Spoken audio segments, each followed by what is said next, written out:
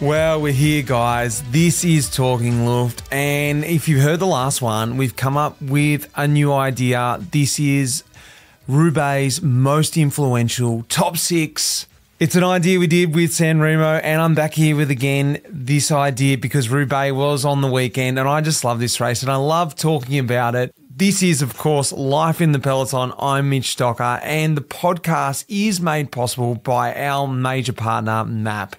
I love working with these guys, especially because the company is born right out of my hometown, Melbourne. If you didn't hear that episode, San Remo's Top 6, go back and have a listen. That was just about a month ago to get the idea of what this episode is about. We're just discussing what makes this race so great for me. Who are those people? Who are those teams? What are those segments? What are the most influential factors of Paris Roubaix that I love? But of course, I've got a guest on here to discuss it with me, none other than the legend himself, Matt Goss. The guy who rode Roubaix. I got to race with him. I grew up racing with him as a junior, and then we became teammates overseas in Green Edge as well. It's a bit of a laugh, this episode. If you heard it last time, it's a bit of a back and forth, just discussing who thinks what ideas we've got. And I got a lot of feedback from the last episode about, no, I don't agree with that. This is better. This rider's better. But that's what it's about. It's my opinion, and you guys get to sit back and listen to it. Now, the podcast is also being made possible by our other sponsor, Pillar. Now, I challenge you guys to get out there and give this a go. I seriously challenge you to give it a go because this is something that I really love using. A little bit of background about Pillar. Pillar is a sports micronutrition company coming out of Australia. They're developing products that intersect between pharmaceutical intervention and sports supplements for athletes. What the hell does that mean? You're probably thinking to yourself, well, it's not electrolytes, it's not carbohydrates. They're the things that we use when we're out exercising. They're the things that get us to the finish line. Pillar's mission is to get us and athletes to the start line, all waking up every day in our best condition over and over again. The way they do that is they use triple magnesium. This is a product that makes you sleep so well. Magnesium is known to aid your sleep. With Pillar's triple magnesium, you drop into an amazing deep sleep. I don't wear sleep devices, so I'm not measuring that stuff. But if you do wear a sleep device, you can guarantee you're going to see a change in your sleep score. The way I notice it is I drop into a seriously deep slumber. My wife can't even wake me up. She's got to shake me to wake me up. In the morning, when I wake up, I feel like I've woken up from a deep sleep. But immediately what I do notice is I feel really refreshed. It does make me feel much more recovered. The times that I'm not taking the triple magnesium is when I notice I don't sleep quite as good. What I like to do is to take it about 30 minutes before bed each night.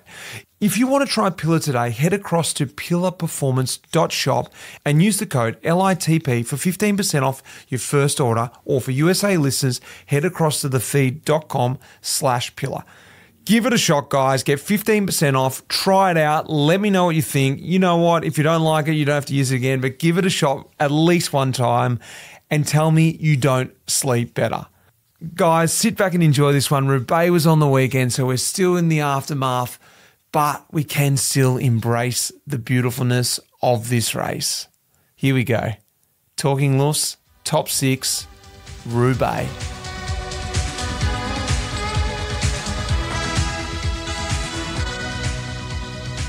All right, here we go. This is Paris Roubaix, Talking Luft's Paris Roubaix, Top 6 most influential. I'm joined by a very special guest, Gossy, Matt Goss.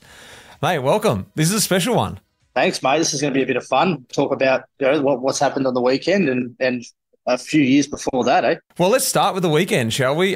Pretty interesting race. We don't have to recap the whole race. That's not really what we're doing here unless, well, actually, before we get into that, maybe I should explain what this series is. You're new to it. The listeners out there are pretty new to it. The idea of this is I'm just going to pick out some races or some points in the season. It could be a Grand Tour, it could be a single race where, I don't know, I just thought it'd be interesting breaking down the top 5 most influential people from that race, or people or things. It could be sectors, it could be teams, it could be people, it could be winners. And just sort of discuss them, for me anyway, who they are for me, why I love that race, why they're most so influential to me. And then I've thrown a cheeky one in there. The sort of, you got your non-questionable, and then you've got your questionable. Just that roughie. You go, I'm not too sure about this one. I just want to throw an extra one in the mix. So that's sort of the theory that I've come up with.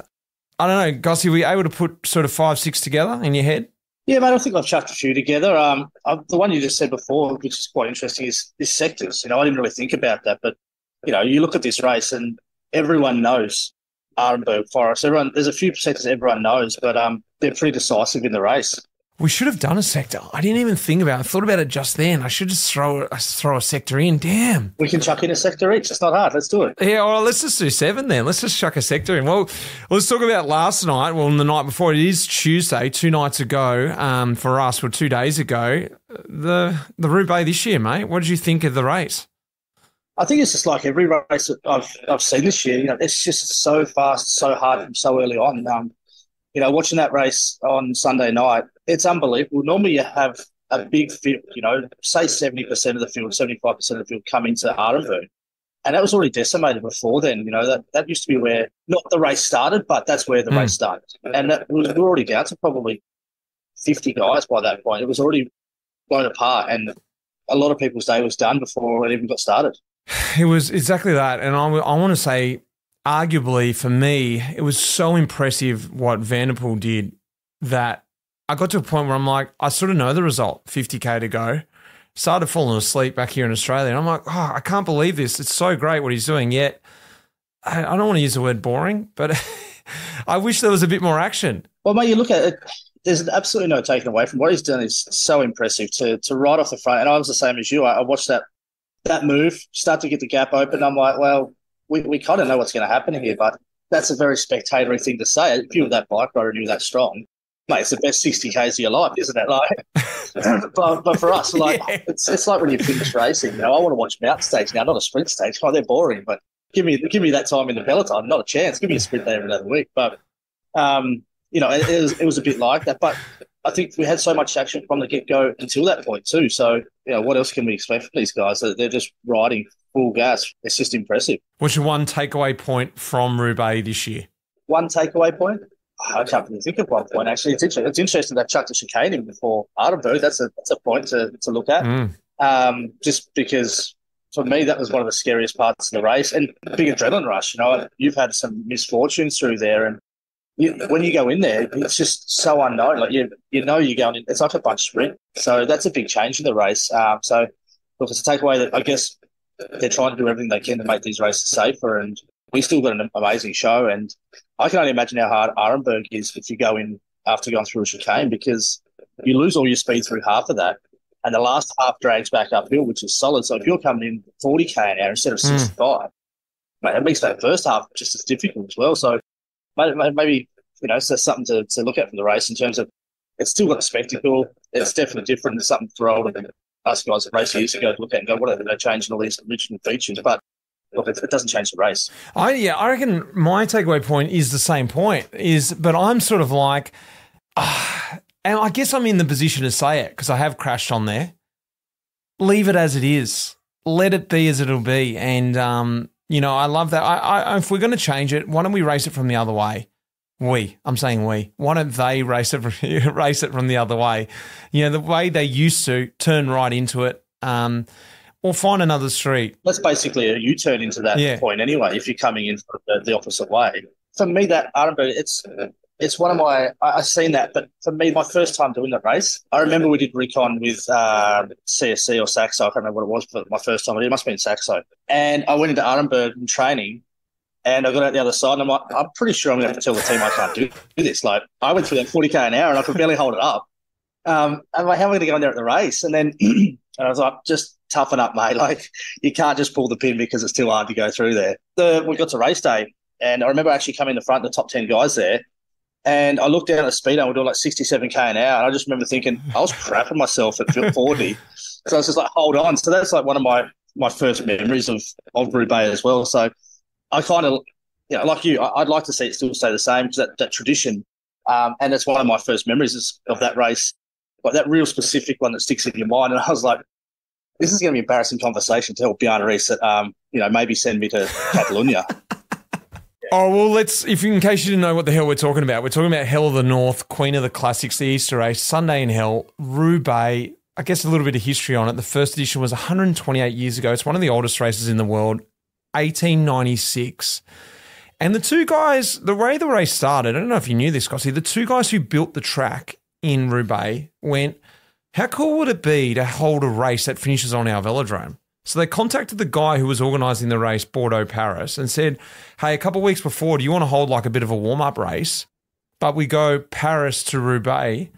We finish on this velodrome that we've just built. You know, you organise it for us and we'll run it. And then, you know, the first edition, they did it, and the guys who finished said, this is hell. We're never doing this again. This is a stupid idea. A few too many cold ones that night and forgot all about it typically and went, yeah, you know what, I'll do that the next year. And so the rest is sort of history. I sort of like that little bit of history about the race.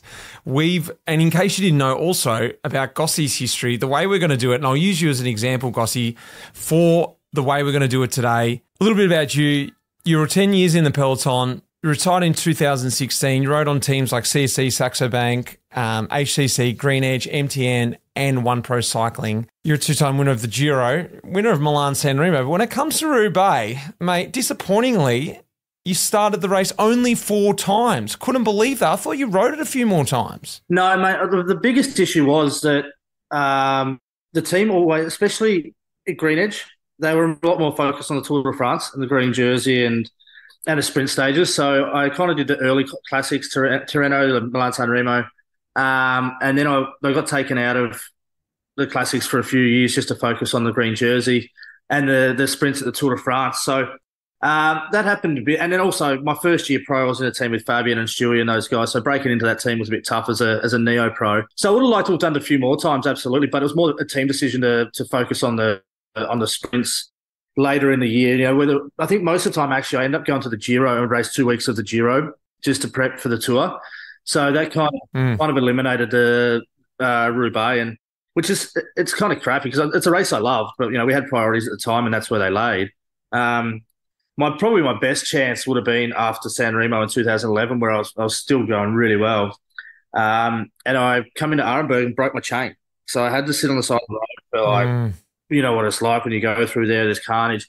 You stop by the time you get a team car, you know, and when you're chasing guys like Fabian and Boonen in their prime, you know, I had to have everything go right, and when you break a chain there, it's kind of game over. I chased for about okay, and you know, I never really got back to the front, so. It's one of those races that it always just has something go your way. I think even in 2010, I was in the front group of 20 guys and I punched on that Mark Matteo sector. And then again, I had to wait 2 minutes. And then for someone like myself, I just can't get back to guys like Boonen, Cancellara, Pizzato, Hushov, those guys, you know, big, powerful dudes that everything had to be perfect for me. And if one hiccup, it was game over. And, you know, that's that race. That's why it's so special too. I like looping myself in with you, and I can only gingerly do that. But I used to say the same thing, that I'm a guy who can afford no mistakes. Those big guys, they can have 1 or 2, when I say mechanicals or mistakes or whatever, they can come back from that. But I needed the luckiest day ever. Beautiful dry run, nothing, everything going my way. And maybe I had a chance at running like a top 15. That was sort of how it's funny. Like we probably won't even get off this topic at this rate, mate. But the funniest, my most interesting result there, I think, was in 2009, the first time I did the race. We came into the velodrome and we were racing. We were like minutes behind. I think I can't remember who won that year. Actually, it was no doubt Boonen or somebody. But they were like 4 or 5 minutes up the road. But we were still racing for 10th place, and there was about a group of 20 of us. And me being the only guy who spent probably 10 years of my career on the track, come to the velodrome, and I thought, you beauty, I've got these guys stitched up. I thought I'll just lay back here a little bit. And like when you sprint at the end of 250 Ks after being on the clock, like sprinting on the track, man, I got stuck on the hip. I was like 10 wide, and I think I finished 20th out of the 25 guys in that. So instead of running 9th or 10th, I think I run about 33rd. When I'm like, I crossed the line, I'm like, you're the only guy that's raced on the track in years, and you've absolutely botched it. So it was hilarious. All right, well, we're going to get into the guys who are actually good at this race rather than just sort of talk about our sob stories, because I reckon the way we should do it, I want to talk about each of the person, but I reckon it's nice to sort of give it a bit of context, and I'll use you again for an example. So we'll run through, in your first edition, you finished 32nd. pretty decent. We just heard that story then. You started 4, you finished 2. Your lowest finish was out of time, so sort of whatever that position is. And your highest result, as we said, was 32nd in your first race. Mate, that's you. You're not one of my 6, unfortunately. You want to kick us off? Have you? We haven't discussed this. We're going to sort of just run through and see what we've got, if there's double ups, whatever. Who makes your top 5, Gossy? Look, I guess being an Aussie and being on the same team, Stewie's got to be one of the most influential, because that was my first year pro, racing in the same team. I was actually in a different race. This man has handled them better than anybody else. Stuart O'Grady now, to me, is finding his 3rd or 4th win. He knows he's won the race. He's beginning to enjoy it. You know, sitting there with your teammates in a room watching a teammate win, and, you know, a good mate, an Aussie as well. So that's pretty much my first one to kick off with. Well, I think he started 14 times. You know, and like most guys in that race, if you've done that race more than a handful of times, you know, your best result's your best result, whatever that may be. But I think nearly everyone's going to have a DNF or an outside the time limit. So, you know, I think his best was a win, and probably very early on an outside time limit. But at least it only takes one small thing that can really hamper your day. I remember that year. Goss, he was in the break. It was a really hot edition as well. Vesserman, he was up there as well. And there must have been like 20-plus guys in there, which, again, you just don't see that these days. It doesn't seem there's too much. First Australian winner as well. Yeah, which is amazing, isn't it? Like, I guess historically, you know, Australia's produced more sprinters, and, you know, you go back further, you've got your Phil Andersons, more climbers, these type of guys. But, you know, it's not really a race that before Stewie would associate, and Matt Heyman would associate too many guys with. You know, there's been two guys had good results there, but to pull that one off is pretty mega. What did it do for you though? Like, was it like, oh yeah, right, I'm up for Roubaix now? Like, did that give you sort of the bit more enthusiasm for the race? Because I reckon when I saw Grady win that, I was already connected to the race for the toughness, but I think I actually didn't know how good O'Grady was in Roubaix. You know, it sort of just slips your mind before you actually become a pro. You're like, oh yeah, unless they win it, you're like, oh, they mustn't be very good. Then all of a sudden you get over there, you're like, holy hell, they finished like top 20 like about 5-6 times. That's so good. But within a shot of the lead is a massive effort. And I guess that maybe that's why my results show that. Like, you go in blind, you think, oh, I've seen these people do well here. Like, let's go. And then you do the first time, you're like, I'm out of my depth. Like, so, you know, you see these guys, especially, you know, we'll probably talk about others later, or we will talk about others later on, but, you know, to really be in that race and see how impressive it is for those guys to win is, it's a different kettle of fish, that race. All right, I'm going to follow in suit. Second Australian to win. It was not obvious. Matty Heyman, 2016. They come up towards the line now. Matthew Heyman is finding the sprint of his life, and he's won it. I don't believe it. Australia will go berserk.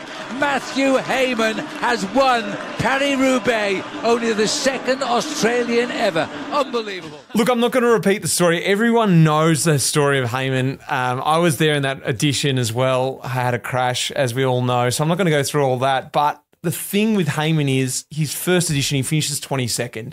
17 starts, 17 finishes. His lowest finish was out of time. Pretty amazing that he got through all 17 without having a problem. That's pretty rare. He won on his 15th attempt. You think he would have given up by then, Gossy? That's persistence, isn't it? You know, and like you said, everyone knows the story of it, but to do it the way he did, is impressive. And to start that race 17 times alone is a massive achievement anyway. To be in the Peloton and racing that race for that long is huge. And to have only one time outside time limit, like you said, a puncher can send you outside the time limit at the wrong time. So, you know, he's absolutely, you know, deserving of the result he got. And, you know, hats off to him for sticking at it that long to achieve it. I think it gave me the hope, like with Heyman, and there's been numerous other people like him where, and this is, again, no disrespect to Heyman, it's like, it's that sort of second-tier rider, that guy that, you know, you don't expect sort of to win a race like Roubaix. That sort of makes me think, like, I could maybe win Roubaix one day. You know, not that I'm as good as Heyman, but it's like, it gives a lot of riders hope that, you know, like a race like Flanders sort of feels like, you just got to be a freak to win that. Like, ultimately, you're going to come to the Koppenberg and you're just like, well, you know, there's like 5 guys that can race up this. Whereas Roubaix, I don't know, it's just something about the mix. There's such a chance for punches and crashes and things like that it is really anyone's race. I think that the racing has changed now for sure. And I think especially 10, 15 years ago, when they'd let a big group of 15, 20 guys go, you get up the road and you've given yourself a real opportunity. You've still got to finish it off, don't get me wrong. But there was always a race in two races there. The first one was for the breakaway, to get in that. If you thought you had any chance of winning, but you couldn't keep up with Cancellara, Boonen, Hushov, Pizzato, those guys, get in the break, you try and have an easy ride for 150 or 180K. I hope they catch you with 30K to go or 50K to go and hang on as best you could and hope you've saved enough gas. Well, you look at it now, it's just a polar opposite.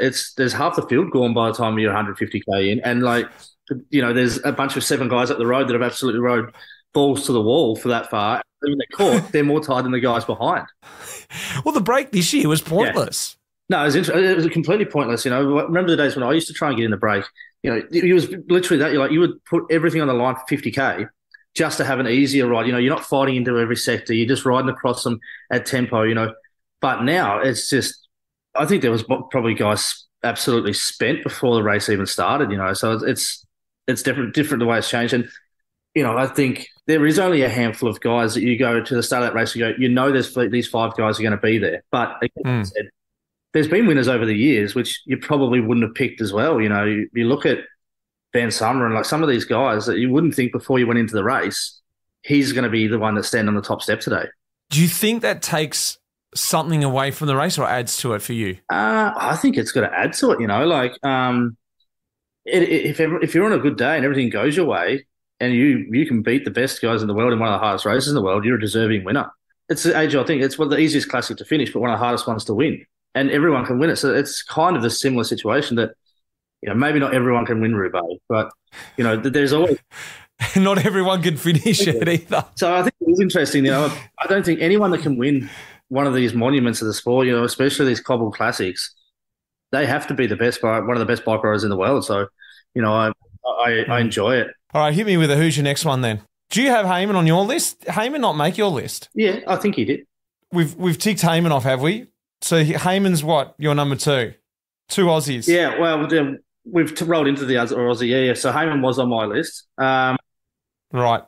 But we're not doing them in any specific order, are we? So no specific order, I don't reckon, unless you want to. Let's mix it up. I think you can't have a list without Boonen. Tom Boonen, a little bit of track skill here. He's going to go early. He's over the top of Cancellara. He's over the top of Alessandro Milan. He wins Paris Roubaix for a second time. And where does he get the power from?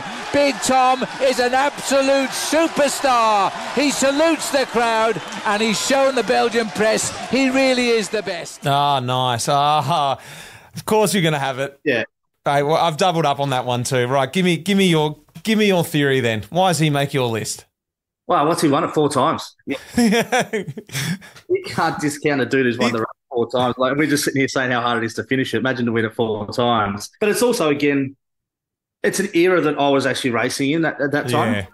So it's a bit more relatable. We talked about how hard it is when you're watching it as a young, or how it looked hard, but when you actually did it as a rider, it's a different kettle of fish. And then to race it with these guys who, win it 4 times is just unbelievable. And, what was his first ever Roubaix? It was in 2005 or 4 or something, wasn't it, with US Postal, and finishing 3rd in your first attempt, 2002, exactly. His first attempt, he finishes 3rd. Mate, that's just unbelievable. You sit here and talk about someone like Heyman, races, 15, 16 editions before getting the W, and to come away on the podium in your first crack at a race just, shows the calibre. He started 14 editions, finished 13, lowest finish ever, 24th position. That's nuts. I can't believe that. In 13 finishes, his lowest edition is 24th. If I could finish 24th, that's just like hang your hat up. Like top 30 of Roubaix is like pretty solid. Everyone's going, mate, great ride of Roubaix last week. Geez, you're on a good one this year. Mate, that's his worst result. Yeah, mate, it's just, like I said, it's just a different kettle of fish. And also, I think the rivalry, of a couple of other guys you go into, it wasn't as though there was no one around at that period. He was racing guys that have also won it 2 or 3 times, and guys that have been on the podium multiple times.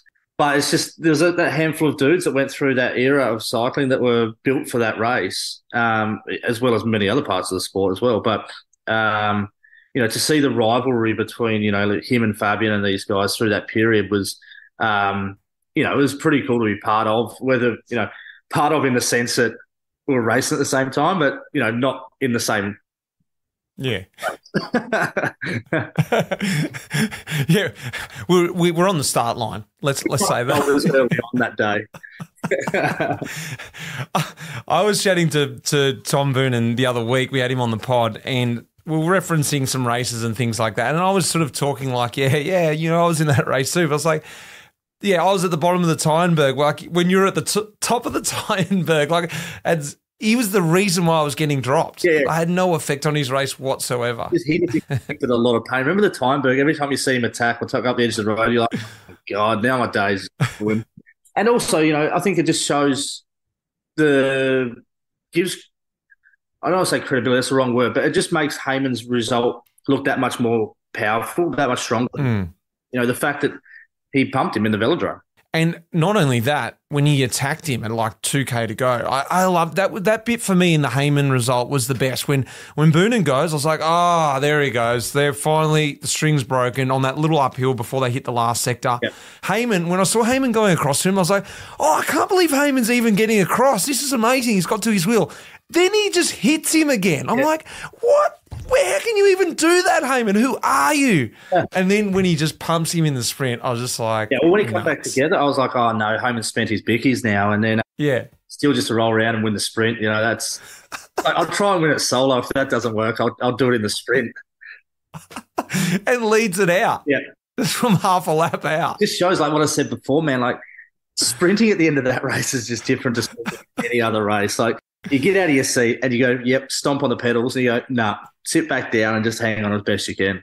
Well, speaking about Boonen, he actually wins in his 4th edition of Roubaix. He gets a victory. He was 3rd, 24th, 9th, and then wins one. 2nd the next year, 6th, wins it the next year, wins it the following year. It just goes on. He's got the record with Roger de Vlaeminck 4 times. I reckon it could possibly get broken by Van der Poel if he goes on with it. Mate, if you look at the dominance that, especially this year, I think that there's a real chance. But again, like we said, it only takes 1 or 2 small things to, turn your day around. But I guess if you can ride that far off the front by yourself, if you punch it, that's not really the end of the world either. So, I think realistically, I think we could see it broken, and, that's what they're there for, aren't they, records? So, well, you look at the average speeds of the races this year. Like, I think Roubaix was the record, Flanders was the record, and Milan-San Remo were both the fastest ever editions. So, these guys are all tailwinds, wasn't it? All tailwinds. That's why. Yeah, it must have been. We had got more pressure or something than tires. We just sound like those old dudes, like they're not using chip shifters. All right. Well, so you've gone Stewie, Boonen. I've gone Heyman, Boonen. We're 2 up each. Do you want to take? You started up with Boonen. Do you want me to do the next one? You go the next one, mate. Well, I've gone a bit of a different angle here. Is a guy that I absolutely love to watch, but I feel like was the rider that should have had 1, if not 2 Roubaix. I'm talking about George Hincapie. 2nd place, George. You have to be very pleased with that. Yeah, I'm pleased with 2nd. Just going to make me dream for the win more next year. All right. Good job and good luck. From the same era, he just came through a really tough era where he was against, the MAAP squad coming through. Then he had Boonen, Cancellara. He was always just there. He rode 1st edition, he finished 31st. He started 16 editions. He finished 15. His lowest was out of time. His highest result was 2nd. He had that massive crash in 2006 where he broke his head tube steer and just sort of wobbled off the side when he's running for Postal. But he was 4th a couple of times, 6th, 8th, 2nd. Just Georgie, he should have got it. And he was inspiring for me because, again, he was that guy who, in a team that didn't, well, not that I really know this, but I never felt like they had the focus on the classics. It was always obviously about the tour. But he still carved his own way with the classics without a massive squad around him and made it happen. Yeah, agreed, mate. He's one of mine too. And, I just remember that crash. I can't remember the sector. I know you come down the hill, turn left, it kind of goes through a little dip and up, and it was always seemed to be wet in there. But I remember, that year he broke the steerer, and again, just one of those guys was persistent. It was just one of those things that he seemed so driven to achieve. And, it was painful sometimes to see him finish those seconds and thirds. But like you said, you're up against an era of guys that were super strong in it. And I agree 100% saying that, they're all – Postal's focused on the tour. I was like you, I wasn't in the team, but, it's like watching, teams of the past that were focused on just the Tour de France. This is just a fill-in race for the other guys. So, he might have had 2 or 3 guys there with him that realistically wanted to be there and wanted to help. And he was a freak at it. Like he just the way he had to go about it, and he sort of inspired me, especially in those ones where he's just one out, just covering stuff, especially that year he talks about it. Actually, I had him on the pod as well, and he was talking about it when Carnarvon won. And he's like, You know what? That day I had the chance to choose who won. And Surveys, you still owe me a few drinks, mate, because I gave you that victory at Roubaix. He's like, you're the only guy I'm not going to chase, because he was up against 3 Domo guys there. Yep. And he's just like, and when Carnarvon attacked, he's like, all right, looks like you're going to win today, Carnarvon. And he rolled away with it. Well, those guys would have been like Van Petegem or Museo at the time too, wouldn't they? Yeah, it was. Yeah. You've got to pick your battles, don't you? You've got to be willing to lose a race to win it sometimes, in those big ones especially. So you think that somebody's going to make that decision to chase him down, and if it doesn't happen, well, you have to be able to stand by the decision you've made. All right, mate. Well, hit me with it. Righto, let's go one more. Who have we got here? Again, I feel like I'm a bit repetitive with the way I've gone about this, but we'll go something different. We'll go Backstead. Big Maggie. Big Maggie. Very good. So it's Cancellara who opens the sprint. Roger Hammond grits his teeth for his finest ever ride in this event. Backstead's got the inside lane now. Cancellara's got some speed. Hammond sprinting for the win on the left of the road. Magnus Backstead going with him here to the line. Backstead gets it. Second it will be Tristan Hoffman. Third, Roger Hammond. Just thought he was a cool ride. Always, watching the Tour de France stages, he was there for helping people. He had his time in the sun and, pulled off the big W. And again, that was one where I'd just gone to Europe, just started racing in Europe what was that? So it was 2004, was that correct? Yeah, I think 2004, yeah. So 2004, that's, I think, maybe second year juniors or whatever, and you just started over to Europe and start racing. And, that was for me one of the first ones I watched after being to Europe, even as a junior or under 19 or something. And, I had not more appreciation, but, when you're young, it's a sport. You go to the nationals but when you start going overseas racing, and it's become more of a dream, I guess. He was the one that I really remember, sitting and watching and going, I want to be racing these races. So that was one for me that,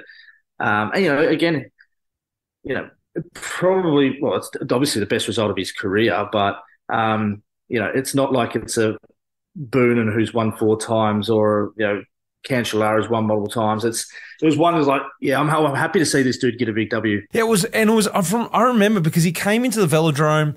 Roger Hammond, I think, was there, and Fabian, another CSC guy, was there, and they came in. Hoffman, was it? Yeah. Yeah. So, yeah, mate, like, again, if you look at those guys that finished there, Roger Hammond, he was always a guy that seemed to finish around the mark in that race. I know. He's the polar opposite to all the other guys, like he's probably about 5 foot tall and, like this little muscle ball. But, he always seemed to be there, but, again, interesting finish. And that was with, what was it, Alessio Bianchi, I think, back in the day.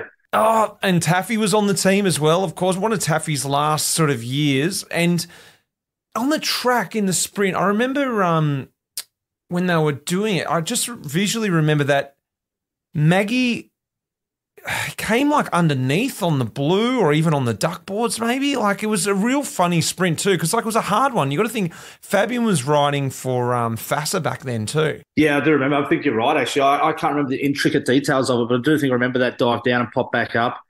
I don't know if you're thinking about, what's going to get you rubbed on the track when you finish Roubaix either, but in the track, nothing. Would anything get you rubbed? I don't know. Probably not. I reckon you can take to the full-on flat inside, the concrete.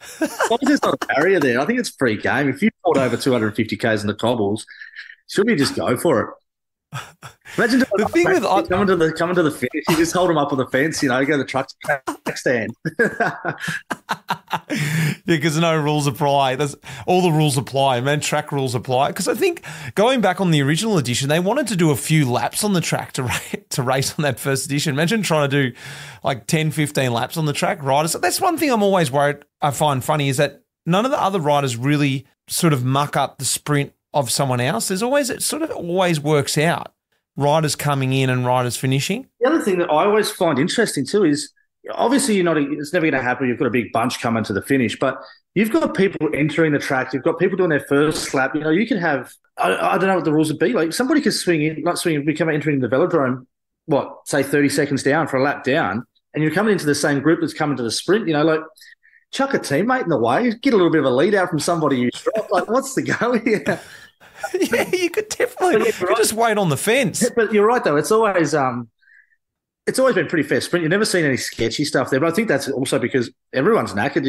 I'm just going to go as fast as I can and hope that's enough. So Big Maggie's done started 8 editions. First edition's run 7th, which is still a pretty impressive. In his first edition, debut in that race. You can probably talk about people's just first results in there. Because that's a big effort. Finished lowest is 47th, which again, that's not a bad day out. No, getting through the bad boy, and finished 5 of them. So for a guy, he's probably got the build for it, 90 odd kgs. But again, we go back to what we were just saying. Roger Hammond probably weighed 65 kgs. It's a real technique type of race where you have to know how to ride the cobbles, but. I definitely don't think that's the one race on the calendar that having a few extra kilos on you is going to be, a big hindrance. The thing I love about Maggie too is he really I know he only rode it, would you say 8 times, not only, but 8 times and finished 5. So it's not like he's someone who's got this huge history with the race. He won it, of course, but he's really embraced. He's one of the people who probably loves and talks about the race the most out of a lot of people. You hear him talking about his girls now racing about. He really froths on the race, and it's amazing. With a lot of guys, it just look at me. I bloody love the race, and all I was doing was just floating around there in the bunch. But it sort of just captures you, the race, and different people it captures them in different ways. And Magnus, he's a guy I connect to too because he tells that story so well, and you're just I love Maggie's win. It feels like he should have won the race 10 times, the amount he goes on about it. Yeah.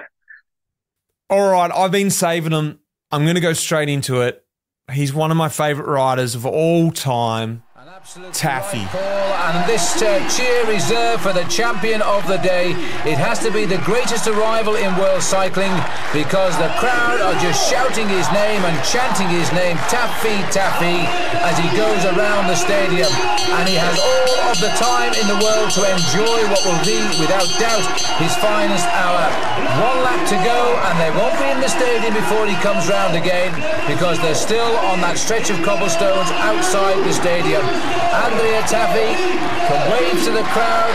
He can seek out his wife Gloria and his son Tommaso because now he is going to win Paris Roubaix. The memory when he was told he had to be 3rd in 1996 and he got 2nd last time, and now he is in the number 1 position. The sun high in the sky now after 6 hours and 40 odd minutes of cycling.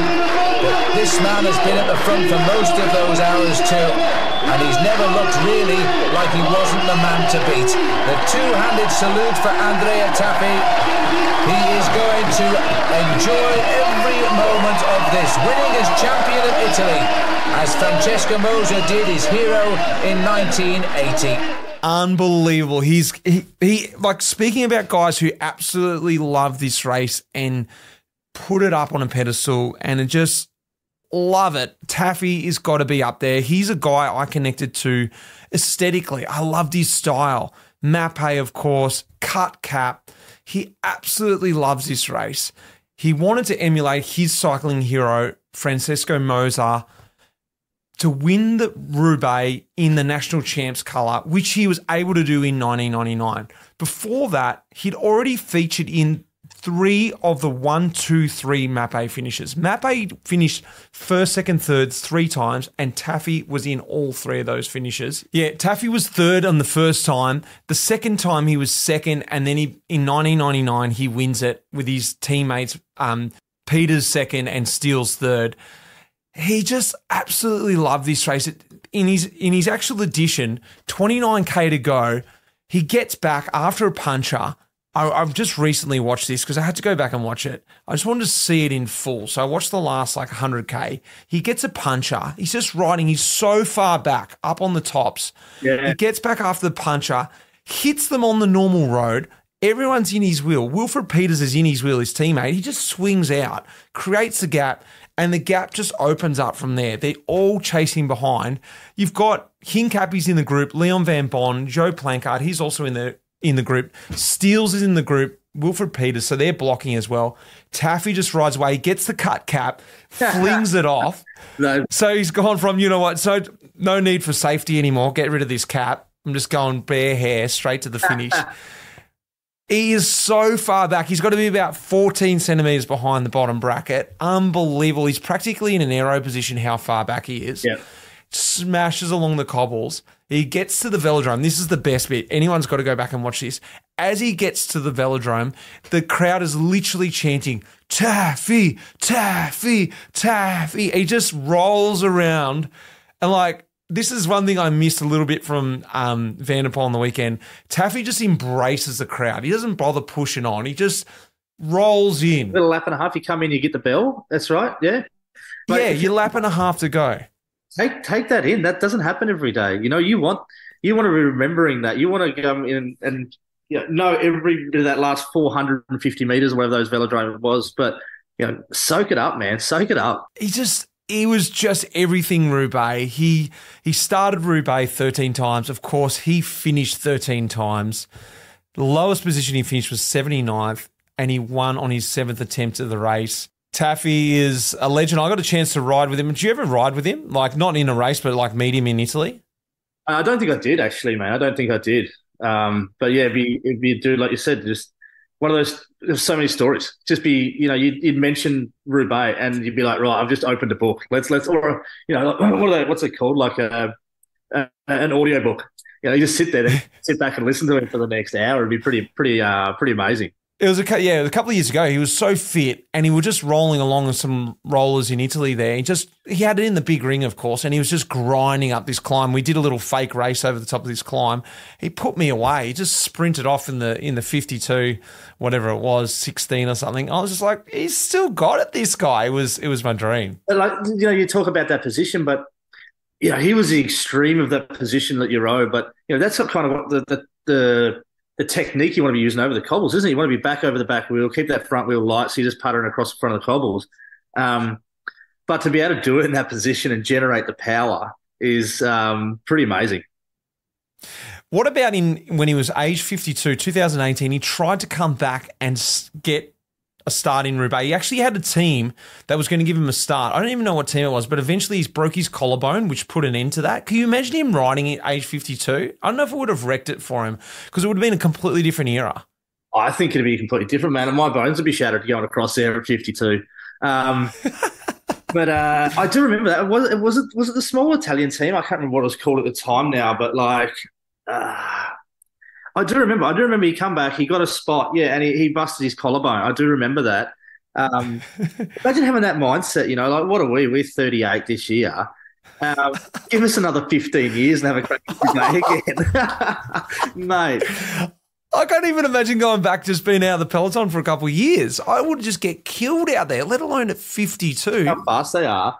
I'd be happy if I made it to the first sector. If you gave me a couple of years to train and get going and get committed, I'd be still pretty chuffed to make it to the first sector. But even just a different equipment. I remember 2010, I think it was. I decided to ride carbon wheels for the first time, and that was I remember some of the guys on the team looking at us like, "You guys are idiots. What are you doing?" Like a full-on aero race bike. It's just no different. It's just imagine the shock for him from the last time he raced it to jump on a bike, because that must have been around mid-2 teens, 214, 215, 216, somewhere around there. He was thinking about doing it. 218, yeah. 218 was it? There you go. So imagine going from the last time you did it, well, what would that have been, maybe 2000. 2005 it was. 2005. So another 13 years later. Mate, like you've got like so much has changed in the sport in that time. Like I couldn't imagine. Think about 13 years ago, what you were doing on the bike and how different it was. Yeah, well, we were on the green edge bike. 30 years ago was San Remo. That's nuts, isn't it? Yeah. That was there. You go. Like that's when we first had the Venge, and that was the specialised. We only had electronic gears for 1 year or something, I reckon. Now your disc brakes, everything's integrated. It's just a different. Like I got a new bike when I went to this ride to Everest with Stuart, and you hop on it, I just feel fast, even though I'm absolutely creeping, but you just feel fast. But imagine going back to that race, and the good thing would be that the roads are the same. They haven't changed in 120 years, so you know what you're in for there. All right, well, who have you got, mate? All right, I'm going to go back to an old teammate just because, again, my era, pretty influential racing at that time is Fabian. He can't believe it, but boy, does he deserve it. Fabian Cancellara wins Paris Roubaix. It was always like this big, like that week in Flanders, Roubaix, Ghent-Wevelgem, E3, all those races. It was just like a clash of the titans of that era, which was always cool. And even though you're in the race sometimes, or you weren't in the race, but just watching them go at it was such an entertaining 4, 5, 6, 7 years of those guys going toe to toe, whether it be on the Quarmont, whether it be, Arenberg, Carrefour de l'Arbre, some of these sectors. You always knew that you were going to see these two giants of that part of the sport absolutely tussling it out. And, it was Fabian, we were talking about earlier, his first year he was DNF, fourth the year after, started 12th, finished 11th. Again, lowest 49th. It's pretty epic, isn't it? What was it like being on the team with him? Were you on the team with him when he raced the Roubaix? I raced with him in 2008. I was in the team that year where he finished second. That was my first Roubaix. 2007, I didn't know, when Stewie won. And 2009, I can't remember if I did the race in 2009. I may have done, but I'm not sure. Mate, that was your first edition. 2009. 32nd. Oh, there you go. So I didn't race in 2008. I did 2009. So, yeah, I did 2 years with CSC that I didn't race it. And then, so I finished 32nd. He was 49th. There you go. Easy. So what was it like what was he like in the bus? Was he pretty stressful? Was he sharing the knowledge and stuff, or what was he like to race with? Interesting, man. I actually roomed with him in 2009 when he wasn't really on form. I don't know what had happened previously, if something had happened that he wasn't really in contention. But interesting cat. Like I said, I roomed with him a bit, and he kind of had his own ways of motivating himself, and some of the times that was watching videos of his old races and things where he'd won or had success, and I was kind of like, that's a bit weird, but anyway, mate, whatever floats your boat. You're the one winning them, not me. So, but no, he was pretty handy. Like he's just such a knowledgeable guy. Anyone that's raced it, 12 times, they know the race like the back of their hand. And the first time you go out, you're right, and obviously the first day you do a recon, you've got no idea of what you're doing. You just rely on the mechanics to put, the right amount of pressure in your tyre, and you get there and you're talking about 0.1 of a bar or 0.2 of a bar that these guys are talking about. And, it's interesting, and just the equipment and, different things they do for that day. So he was always knowledgeable, always, was willing to help everyone. And, in that 2009, I was actually going quite well. And, he obviously knew that he wasn't in shape. So he wasn't in shape. He wasn't in the condition to win the race like he had been in the past. Yeah. And, he wasn't as though he still was like, I'm out and out leader. I'm doing this. Everyone help me. He was quite open, and like, if he was in the position to help out, he'd help out as well. And, so it was always good racing with him. Like his Flanders and those races he had good results in were probably a year or two before I was in that actual team with him. But it's still cool to be, in a race or in a team that's got presence, who've won those races. It's just, there's so much more. Once you're one of those guys, there's so much more attention, there's so much more pressure, there's so much more expectation around you. You turn up to the start of Roubaix and the bus is surrounded by people just waiting for him to get out. you just see the way they handle that, and it's something pretty cool to be part of. Even though it's not winning the race yourself. All right, I'm going to go with a bit of a different one, but I thought this was pretty influential for me. It was my last Roubaix, so 2021. It was a wet edition. The winner, Sonny Colbrelli. On the line, it's Sonny Colbrelli, the first Italian victor since 1999. Listen to these stats. First edition, first place. Started 1, finished 1. Lowest ever, first.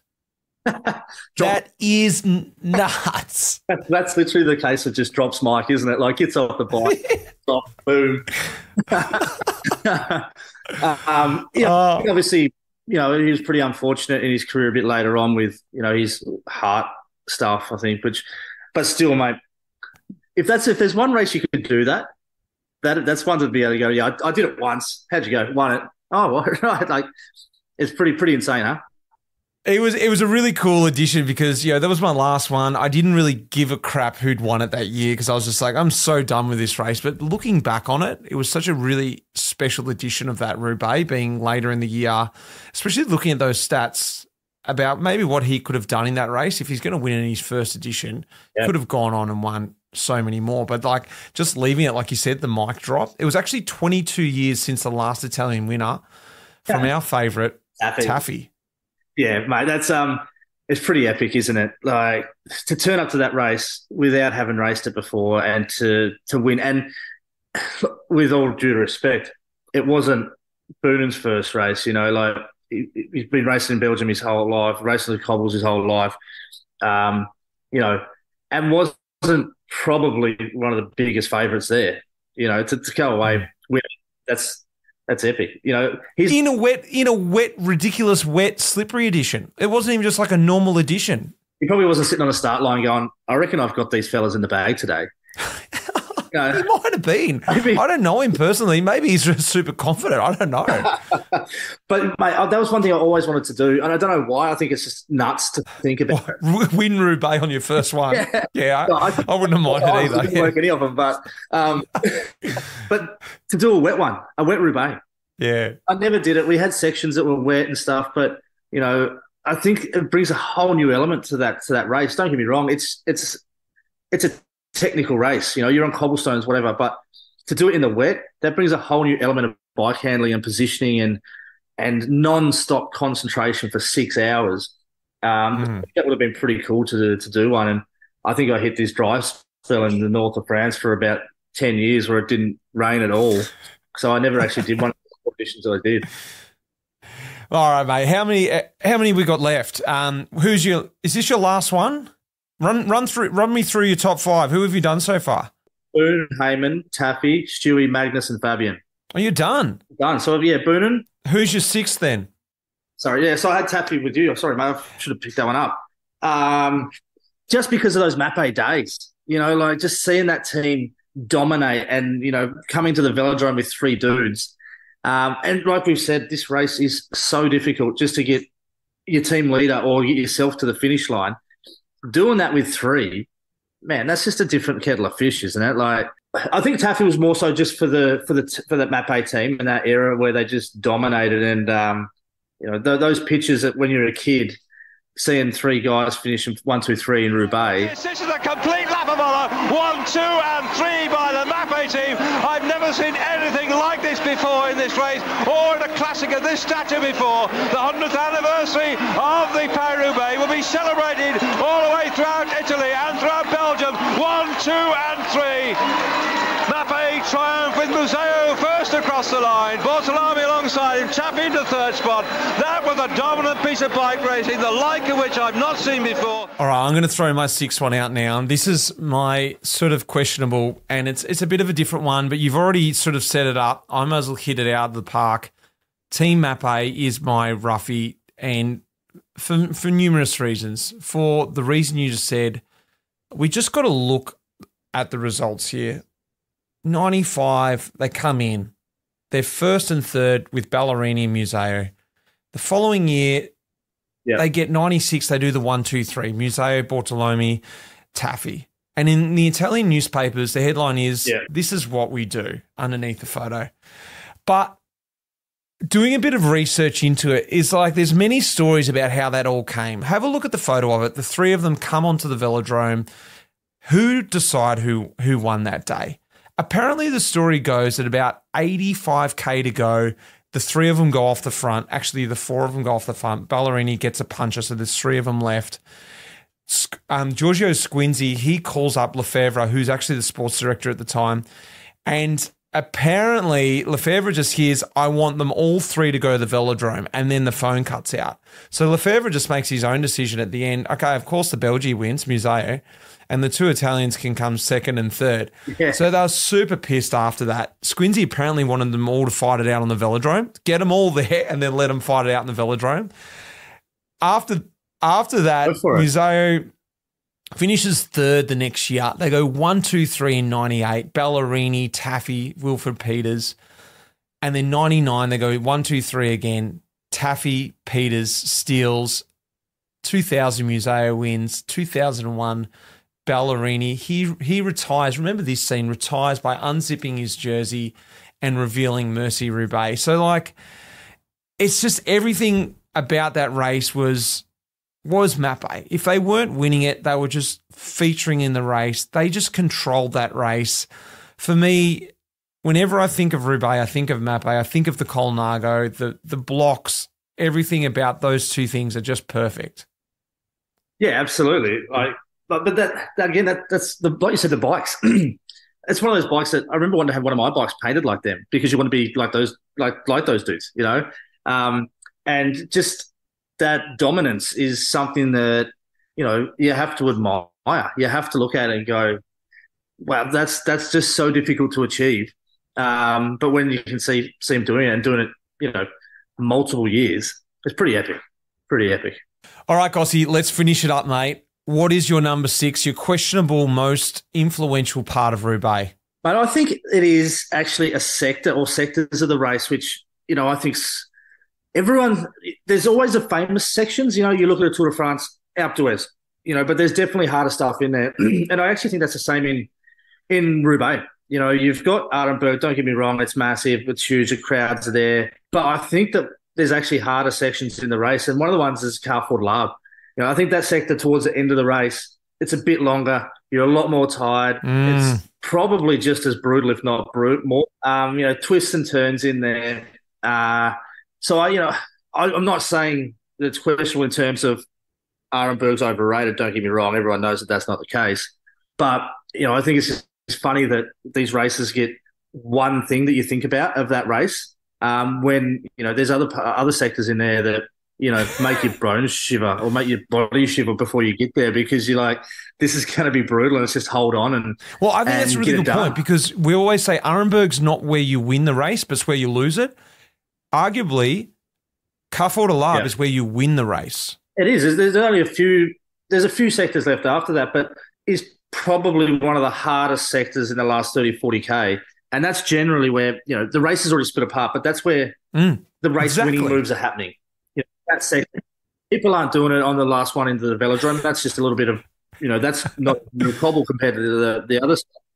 That's one of the last points where if you're going to make the race hard, you're going to make the race interesting, that's the section you want to do it on. Yeah, so I just think that one's an interesting one, mate. I think it's questionable, you know, in terms of it probably doesn't get the recognition it deserves. You know, it was different for us, I guess, we've rode the race and you've been over them all. But, you know, if you went to one of those cyclo tours and you got to Carrefour de l'Arbre and you thought, oh, at least I've done Arenberg, everything else is going to be all right, I reckon you get a pretty rude shock.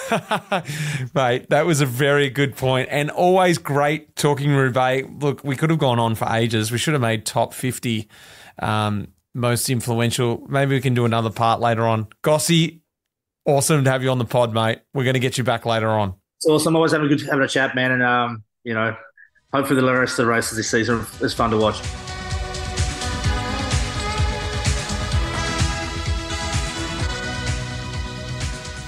Well, there we go. What'd you think? Send it in. Do you agree? Do you not agree? Who have I missed? Franco Ballerini. How did he not make it? There was too many to sort of go over. Big thanks goes out to our major partner, MAAP. Of course, Red Bricks Media, who put these episodes together, the Life in the Peloton team, and all those guys over at the Pello. I am loving chatting to you guys in our little chat group. This has been fun. If you're not a member, get across to lifeinthepeloton.com, get across to the Pello and sign up to the Echelon. If you want to get in on this group, get in on the extra podcast, and also get a limited edition Life in the Peloton book that is coming to you very, very soon. That's really exciting stuff. Guys, I've got a really exciting episode coming for you next week called What is Enduro? I'll leave it there, and until next week, cheers. That iconic music in this episode was composed by none other than the legend Pete Shelley. Cheers, mate.